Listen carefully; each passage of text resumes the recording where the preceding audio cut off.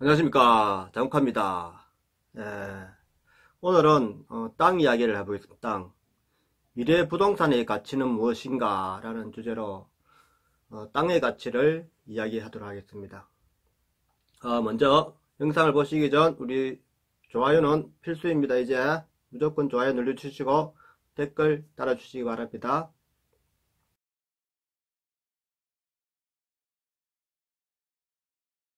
제가 미래 부동산의 가치는 땅이다 라는 주제로 생각을 정리하면서 옛날 타워 팰리스 이야기를 딱 하려면서 타워 팰리스를 찾아봤는데, 도곡동, 그죠? 서울의 도곡동 타워 팰리스라는 아파트가 있잖아요. 그때 타워 팰리스라는 아파트가 생기면서 갑자기 이게 아파트가 급등을 했단 말입니다. 이게 예.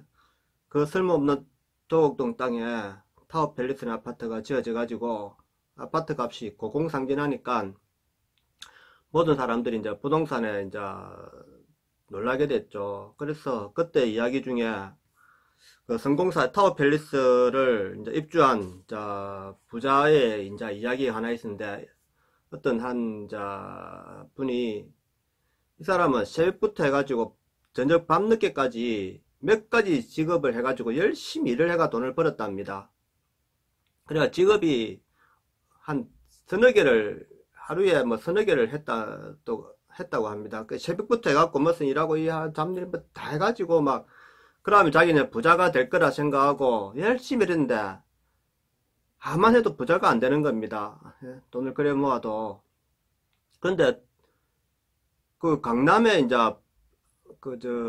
부자들이 하는 이제 그 강남 그 근처에서 일을 했는가 봐요. 그래서 강남에 부자들이 이야기하는 거를 쭉 들어보니까 이 막 강남에 그때 막 부자들이 그죠. 그래서 내가 저 사람들한테 끼어 끼어서 저 사람들 따라가야 되겠다는 생각이 들었답니다. 그래가지고 이 사람이 좀 이제 일을 접어치우고 조금 이제 옷을 좀 잘 갖춰 입고 그 사람들하고 이제 대화를 하기 위해서 그 사람 이제 주위를 자꾸 따라갔답니다.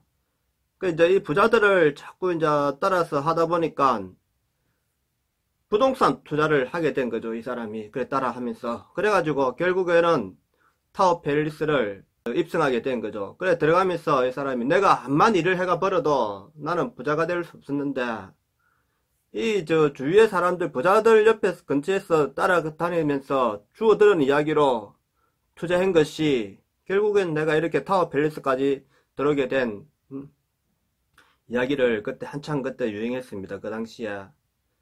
그래서 제가 오늘 타워 팰리스를 딱 봤습니다. 타워 팰리스 가격을 이제 딱 봤는데 제가 놀란 게 하나 있습니다. 뭐냐면은 타워 팰리스 66평이 2006년도에 24억 9,500 했습니다. 24억 9,500. 그런데 지금 현재가가 얼마인 줄 압니까? 25억 9천입니다. 25억 9천. 13년이 넘었는데 가격이 내렸다가 20억, 18억까지 19억까지 내렸다가 다시 25억으로 올랐습니다. 그러니까 16년째 매수 이게 변화가 없은 거죠. 거의. 강남이라고 해서 이게 그죠. 이게 변화가 없다는 것을 오늘 처음 봤습니다. 이거 오늘 내가 타워 팰리스 이야기하면서 이걸 딱 봤는데, 그래서 이제 이게 66평이니까 좀 큰 평수잖아요. 그죠? 그런데 다른 평수를 이제 딱 보니 34평을 보니까 34평은 10억 하던 게 10억 06년도에 지금은 17억. 그러니까 13년이 시간 지났는데 많이 올란 건 아니잖아요. 그죠? 10억 하던 게 17억을 지금 이제 보통은 우리가 다른데 서울에서 뭐 2배, 3배 이래 뛰다고 보는데, 그 유명한 타워 팰리스가 10억 하던 게 17억밖에 안 된다는 것이죠. 34평이. 아까 66평은 제자리 걸음이고 한 1억 정도 차이밖에 안 나고 34평이 한 7억 정도 차이 납니다. 10억짜리가. 그러니까 70% 올란 거죠. 13년 동안 70%. 보통 우리가 10년에 2배 이상은 이제 뛴다고 보는데 진짜 안 뛴 거죠. 그죠? 그래서 강남이 다 올란 건 아니구나 이런 생각이 듭니다. 제가 한때 도곡동에서 일을 했거든요. 도곡동 그때 제가 일할 때만 해도 25년 전입니까? 25년 전이니까 제가 신혼 25년 전, 26년 됐겠네요. 그죠? 26년 전에. 제가 도곡동에 그때 허벌판이었습니다. 허벌판. 그래서, 야, 여기에 내가 아파트를 하나 사야 되겠다. 돈 벌면은, 그 당시 뭐, 전세가가 1억 2천인가? 그때 24평이 1억 2천 했는가? 1억 9천 했는가? 그랬을 겁니다. 25년 전에 9천. 9천인가 뭐 1억, 한 1억 정도 했습니다. 그 당시에. 그래갖고, 야, 이거 뭐, 허벌판이었는데, 아파트도 별로 없고, 그 입구, 역 바로 근처에만 아파트 몇 개 있었고, 전부 다 그거였거든요. 주택이고 이런 건데, 지금 보면은, 도곡동 그죠? 아파트 많잖아요. 그죠? 아파트. 와, 근데, 부자의 그 아파트라고 생각하는 이 타워팰리스가 생각보다 안 올랐습니다. 우리가. 그러니까, 그 당시에, 그 전에 이제 너무 많이 올라 버렸으니까, 그런 것도 있겠죠. 그죠? 이게 그때 뭐, 그렇게 분양을 비싸게 안 했을 건데, 갑자기 분양 입주하고 나서 막 엄청 뛰어버렸잖아요. 한 10억 이래, 몇 억씩 올라삐지. 그때 놀랬잖아요. 그래갖고, 와, 사업 팰리스 해가지고, 그 당시 상당히 이야기 많았는데, 그렇습니다.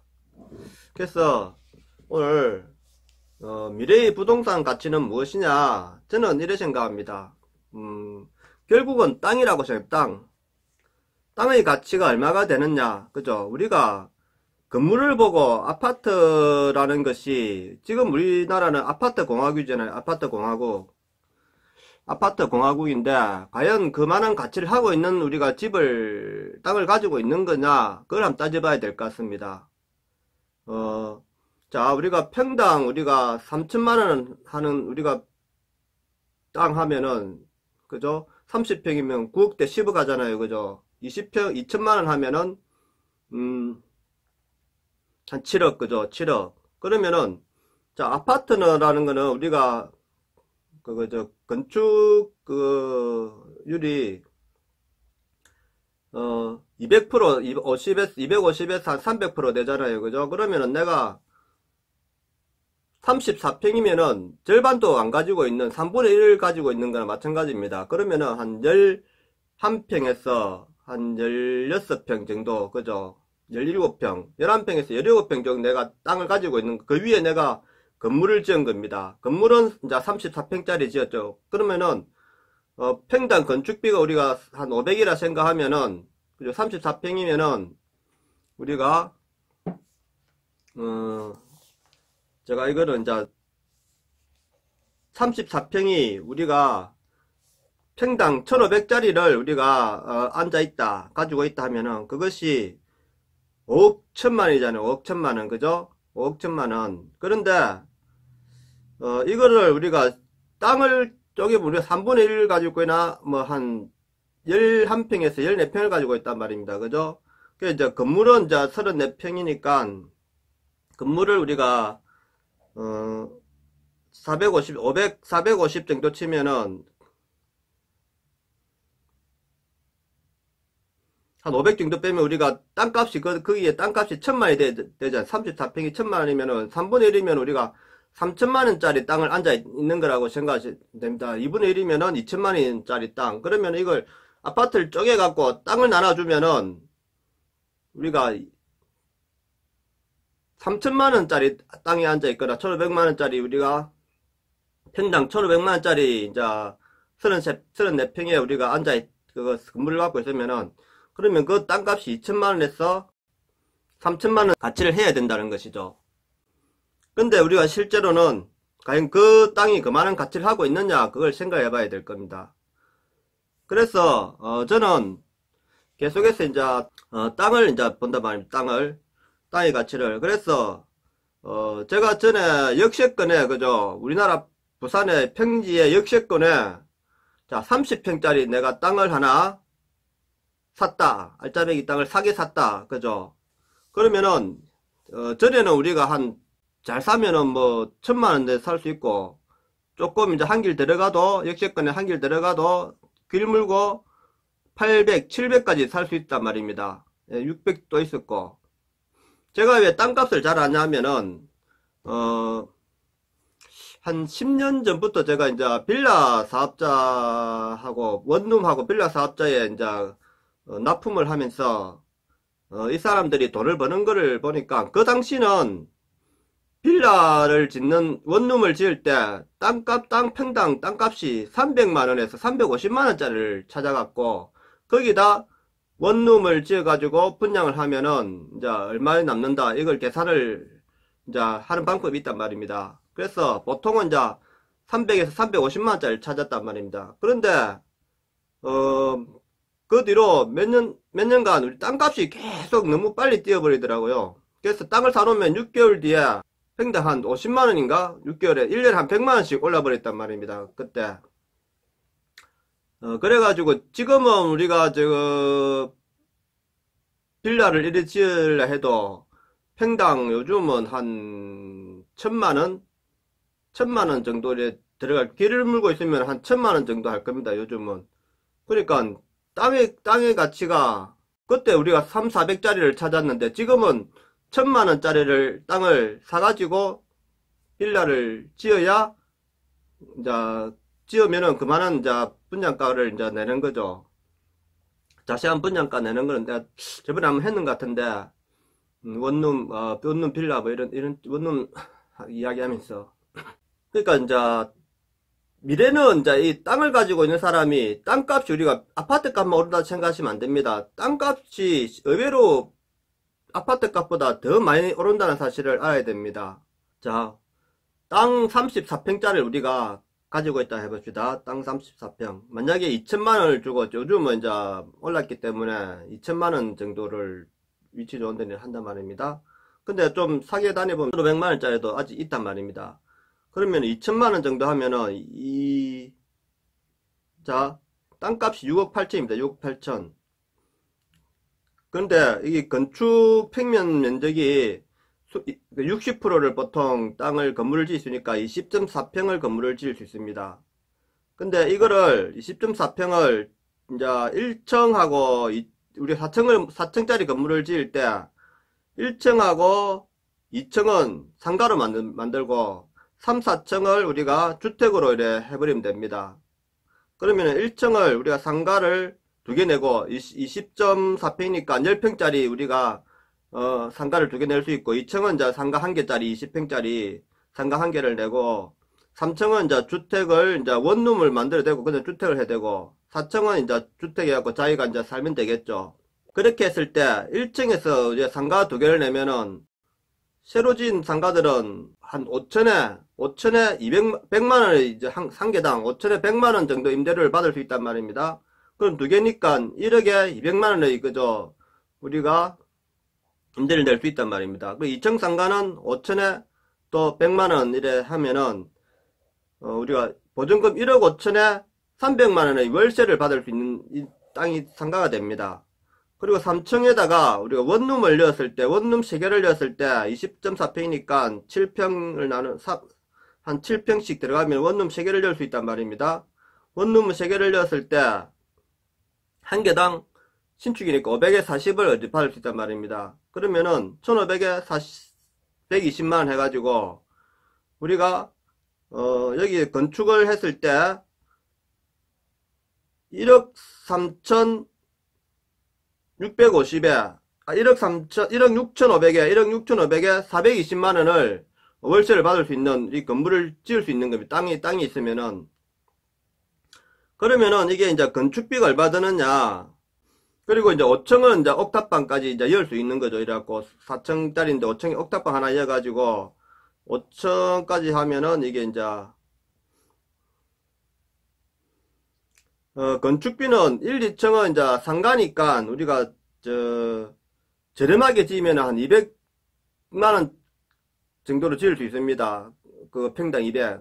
근데 한 250도 들어갈 수 있거든요. 저렴하게 했고 200만원에 지었으면은 우리가 8천만원 정도 들어갑니다. 1, 2층 짓는데. 그 다음 3, 4층은 우리가 주택이니까 한 450 정도 들어갑니다. 450. 그러면은 건축비가 그러면은 2개 층이니까 1억 8,360만원이 들어갑니다.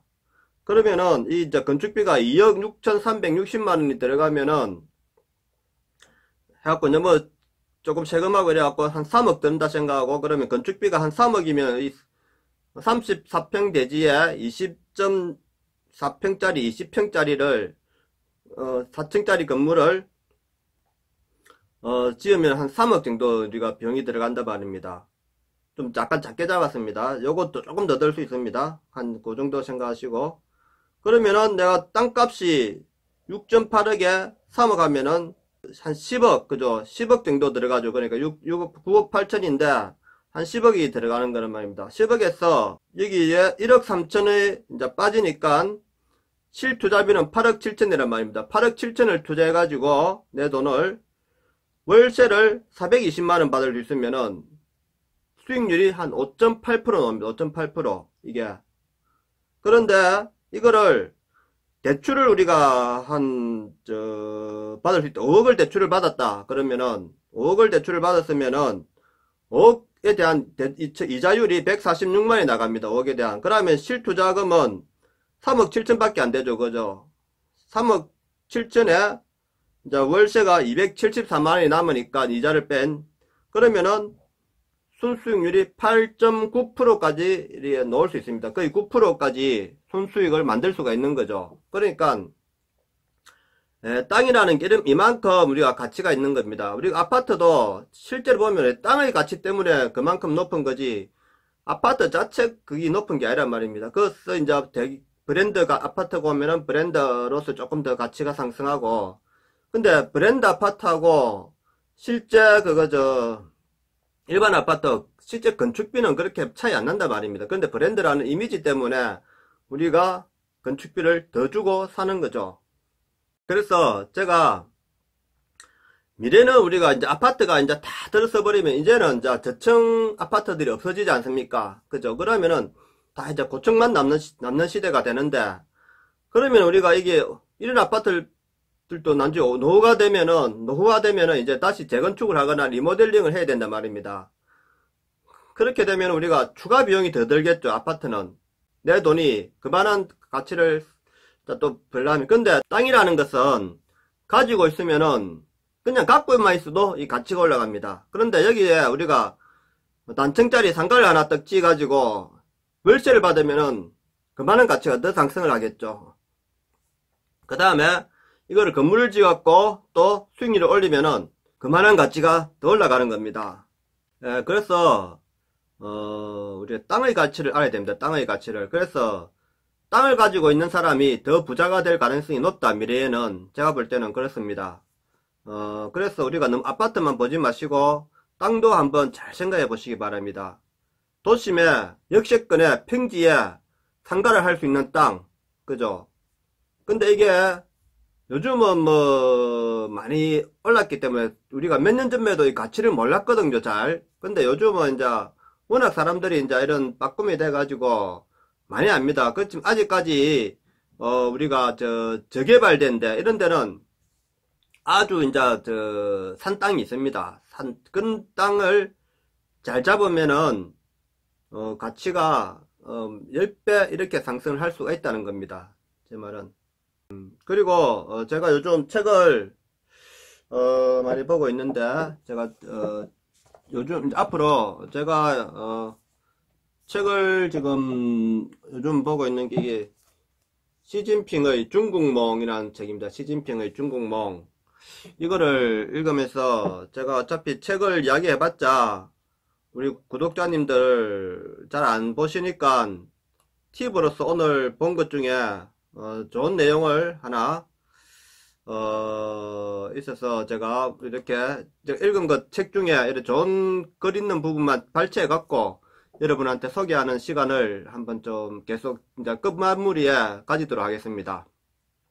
여러분들 좀 책 읽을 시간 없잖아요, 그죠? 그래서 내가 대신 이 책을 읽고, 저도 이제 전에는 그냥 내 혼자 읽고 넘어가 버렸는데, 제가 생각하기로는 이제 책을 읽고 요거를 저도 이제 기록을 해야 되겠다. 나도 이제 이게 적거나 이제 타자를 치면서 한 번 더 내 머릿속에 되새기고 또 보관을 해놨다가 요거를 앞으로 내가 좀 좋은데 이제 선물 수 있도록, 안 그러면 이제 나의 자산으로 이제 생각하고 앞으로 이제 기록을 해야 되겠다는 생각을 해가지고, 오늘은 이 시진핑의 중국몽이라는 책인데, 이 책에서 73, 74페이지에 좋은 글이 있어서 읽어드리겠습니다. 중국에서는 개혁은 언제나 그 중심에 서로 대립의 관계에 있는 국가와 시장 사이의 긴장감을 잘 다뤄야 한다는 도전과제를 동반한다. 국가는 관리하고 시장은 자유롭다.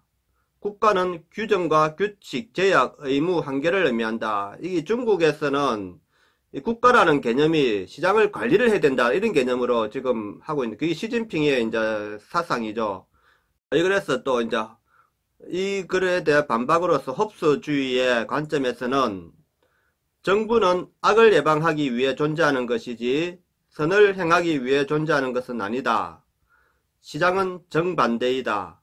원하는 사업을 꾸려나가며 원하는 것을 구매하고 원하는 것을 얻을 수 있는 자유와 에너지, 역동성, 그리고 이 모든 것이 가능한 개인의 공간을 제공한다. 정부라는 것은 개인의 자유와 에너지, 역동성을 제공하는 시대에 된다 이 말이죠. 그죠? 논리와 상황에 의해 설정된 것 이상의 제약은 없다. 자유시장을 지지하는 사람들에게 중요한 목표는 정부가 사라질 때까지 최대한 멀리 밀어내는 것이다. 정부가 시장을 규제를 하면 안 된다 이거죠. 관리를 하면 안 되고, 자유시장 체제에서는 정부라는 존재는 최대한 작은 정부, 사라질 때까지, 정부가 사라질 때 최대한 멀리 밀어내는 것이다 는 것이죠. 읽은 글 중에 여기 이제 우리 지금 현재 시장의 갈등을 겪고 있는 문제점하고 시장주의적인 관점을 한번 잘 이야기해놓은 부분 같아서 제가 읽어드렸습니다. 오늘 방송은 여기까지 하겠습니다. 내용이 좋았다면 구독과 좋아요 부탁드립니다. 항상 발전하는 장국화TV가 될 수 있도록 노력하겠습니다. 감사합니다.